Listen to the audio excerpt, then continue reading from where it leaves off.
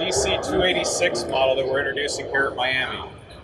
Culmination of an incredible amount of work from our team, aligning with voice of customer, continuing to raise the bar and set the industry standard in the full console lineup. And we're incredibly happy to be able to showcase this boat to you guys today. So certainly appreciate your participation and engagement. The dual console series really is the ultimate in versatility. And I think as we walk you through the features of this new model, you'll see how that shines on this model. Between the full beam hardtop, our signature and industry-leading windshield systems that create that full beam weather protection, whether you're in rough conditions or you're extending the boating season, really make this a great platform. Transformational cockpit seating is the hallmark of having that dual use in these boats, and this boat really showcases our ability to hit those marks for the customers and really align with those needs. So, this is the latest addition to a very broad portfolio, dual console portfolio, and we're certainly excited to place her right in the middle of that. So. Without further ado, I think the boat really and the features speak for itself, so I'm going to turn it over to Mark Taiclet, our Director of Brand Management, and he is going to touch on the features and walk you through the features of the boat. All right, good afternoon, everyone. Thanks for being here. I'm going to go ahead and step up onto the boat. Sorry, we don't have a platform up here, so I'm going to try to do this from above. So just generally from a specification standpoint, the boat is 30 feet and 0 inches from the tip of the bow to the transom extensions back here. We're calling it a 286 because we have where the engine's mount is actually 28 feet. So that's what we're scaling at. 9 foot 6 inch speed, 217 gallon fuel capacity, which is class leading. So that's wonderful for longer distances. Get about 330 miles of range out of the boat. Like Chris had mentioned, our signature windshield systems. It's very important for the dual console lineup. They're very complicated parts to build. We make them out of fiberglass, and we're the only ones in the industry that are doing that. And the complicated part about this project was to not connect that windshield to the hardtop, give you that extra air coming through that the top of the windshield, but also make the windshield tall enough to where somebody like me can stand there and look through the windshield and not have the windshield frame in the line of sight. Very, very important. So when you guys come on the boat, pay attention to that. When you get up to the helm, you can see where that is. Even on the other brands where you have aluminum frames, they might be thinner, but they're still kind of like right in your line of sight. So it makes a big difference. So our aft cockpit area, what the important does is to make this actually big feeling when you step onto the boat. One thing you'll notice from the profile perspective is you can see our freeboard in the midship area raises up. So give you more of a feel of the bigger boat when you get into the dual console. And what that helps us with is when we get into our oversized seating, instead of having everything kind of lounge and lay flat, we actually have our seating elevated up in the port-side area to give you a better visibility through the windshield when you're running from the companion side. Very important to be able to sit up as high as the captain on the starboard side. We've got aft-facing seating, we've got a cooler underneath that with molded foam. We've got a big transom fish box right back here. Recessed rod holders on the transom area, huge hardtop, 6 rod holders across here on the optional rod rack. Nice big beefy supports for the hardtop with the integrated handrails and rod holders right here, all built into place. And you'll notice too, especially when you get up here on the boat, when you're standing here looking out and about, you don't have a big giant cage of pipe work around the hardtop to support it.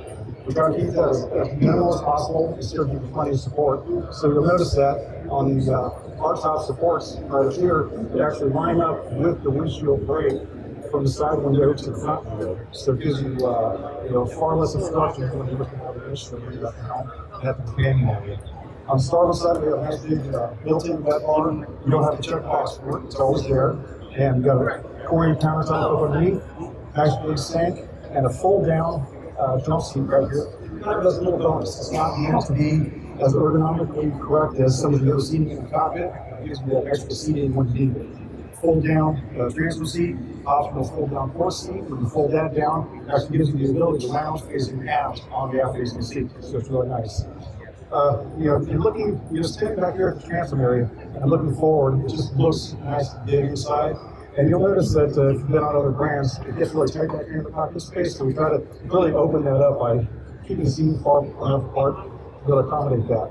We also have giant floor storages in the floor compartment. Huge. So those are very, very nice to have.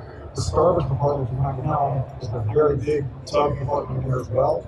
We're taking the cockpit table and actually stored that on the head door. So when you open up the head door, it goes there. It doesn't take up any extra space, but it gives you all the extra storage space inside storage. You wouldn't normally have dedicated storage for that. Nice big head compartment, and that's another thing that we pick up too by having this higher freeboard right here. Actually gives us the ability to have higher headroom in the head compartment. That's very, very critical, especially on a dual console product, because whenever we talk to our customers that have center consoles, a lot of times they don't necessarily want to use the head so much, but on a dual console they do. They expect to be able to use the head compartment, and when you have the larger head space, headroom, and everything, it makes a lot more autonomy to get that and actually use that area. And with all the storage capacity that we have in this boat, you don't have to use that four-side head compartment for storage. You can actually use that as a head, a functional area. And then your helm area up here, you're going to notice the treatments on the helm on this dual console, 28-foot glass. It's definitely glass blue. It looks really, really nice, tastefully appointed, wood trim accents. We have an optional 16-inch display, standard 12-inch display on the dash, and that's actually pretty unusual in this category. Lots of room holders, storage at the helm.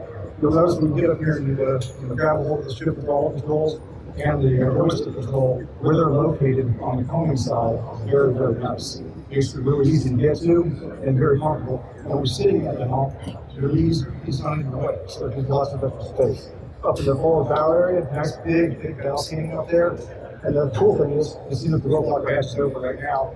There's a ladder that stores in the oversized bow storage compartment that's used for the whole side door that's going to be on the starboard side, as well as it doubles as a beach platform or beach ladder up on the bow area. So it's a very cool feature. So if you're using the boat to use it as a sandbar, super convenient to get on that ladder before you're on the bow area. You can get in on the boat.